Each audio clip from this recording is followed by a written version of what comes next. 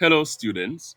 Welcome to the fourth in a series of tutorials to be done on the topic of poverty. Today, we're going to be looking at, the culture of poverty theory by Oscar Lewis. Now, what really is the culture of poverty theory? Now, the culture of poverty theory opens by looking on the fact that poverty is not just caused by the absence of money, right? So it's not just the circumstance of not having money which makes people poor.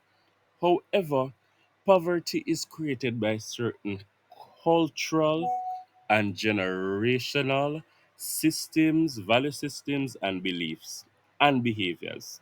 So let me repeat that or let me rephrase that. Oscar Lewis is saying, I know money people don't have which make them poor, but it is their behavior, probably with money, their cultural beliefs where money is concerned, their value system with money that creates that generational system of poverty that certain people inherit. And we have looked at this example in class. You have people like scammers in today's society who will get a loan sum overnight because they didn't work for it, but their treatment of it does not put them in a position to be better off.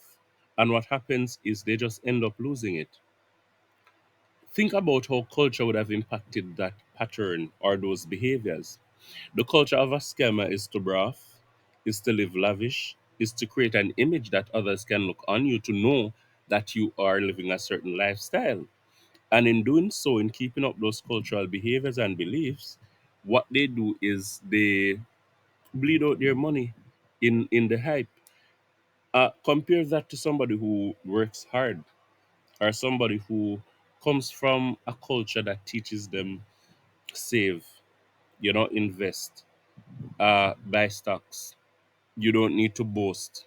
And we can see this pattern in rich people. They dress simply. They don't they don't present themselves as rich.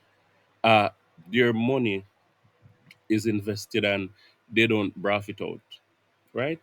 And when you think of culture, don't think say, okay, Jamaica has a one culture. No, we have different subcultures in Jamaica. So the culture uptown is different from the culture downtown. And Oscar is also saying that the culture of rich people is different from the culture of poor people. All right. So what are the key features of the culture of poverty theory? All right, fatalism. So the first thing that Oscar Lewis presents as a feature of why there's a culture of poverty is fatalism. And fatalism is the belief that your circumstances in life cannot change. You know, some people just say, born poor, die poor, the rich become richer, the poor become poorer. And there is really no sort of motivation to escape whatever circumstance you're in as a poor person. Some people just believe life can't we out as the system set and we cannot truly climb that system of stratification into tiers above us. And it is not true. People have escaped poverty through various ways, such as education. Some people marry into riches and wealth, and there are different circumstances under which people may escape poverty. Uh, for some people, it's because of their skill set, because of talents they were born with. Look at people like Usain Bolt. That is solely based on talent and skill. Right. So fatalism is the first feature why some people believe that perpetuates a culture of poverty. It's the belief, so guess what? Life can get better for you. The second feature is present time orientation, and this focuses on immediate needs rather than long term goals. So, say for example, you are somebody who you are poor, however, you work. When you earn, instead of saving your money for long term goals, you just use it to meet your what you think are your direct needs. Sometimes they aren't. So instead of putting up some of the money, you use it to buy a washing machine because that may cause you to feel as though you're living a better, a better life. Things like that. So we spend much of our funds on vanity instead of channeling those into areas that could cause us to earn more in the future. Uh, which creates little emphasis again on saving and investing and in education. Good. And the third feature we're looking at is weak family structure, right? Hmm. So when you have a society where a lot of the people are single parents, it is a possibility that those households will be poor. And I said this in a previous video that a single parent household is not the ideal structure, right? And that creates a lot of problem where even channeling funds into the family is concerned.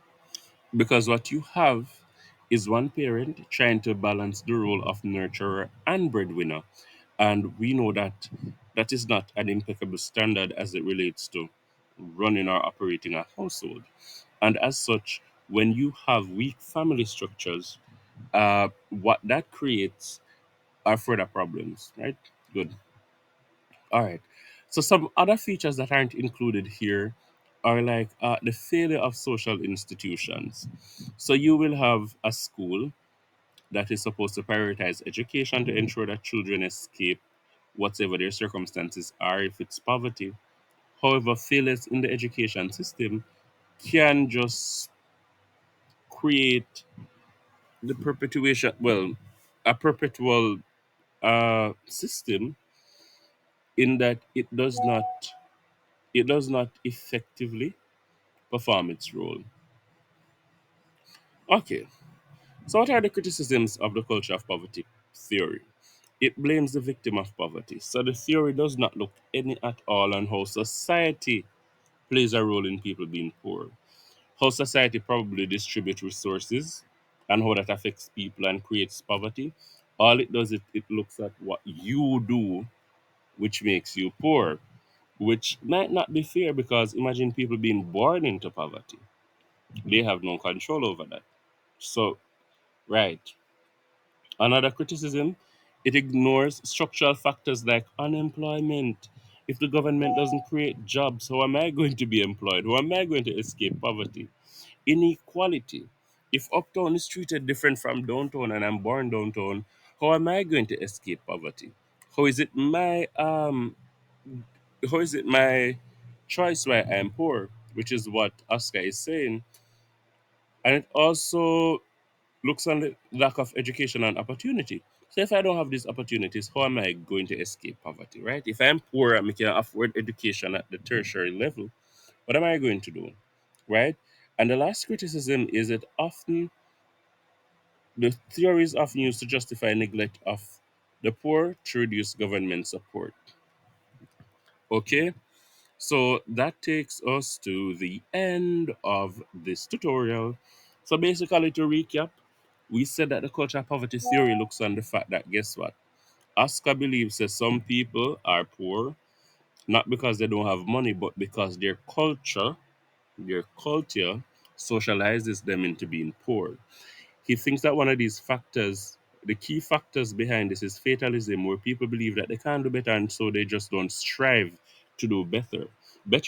Another key factor is present time orientation, where instead of investing in the future, what people use their money to do is to meet their immediate needs and wants, right? And it also looks on weak family structures and the failure of social institutions, whereas those institutions are supposed to help to socialize you into being a successful person. And if those fail, then sorry, probably you will not escape your situation. However, when we move over to criticisms, it tells us that, hello, Oscar, you're blaming the victims. Probably you shouldn't. Some of them are born into poverty. How do they change their circumstance? In fact, how do they change their circumstance when there isn't adequate employment for everyone, where everybody is not made equal in society by virtue of structure, and when everybody don't have the same opportunities? I hope you enjoyed this tutorial. See you in the next.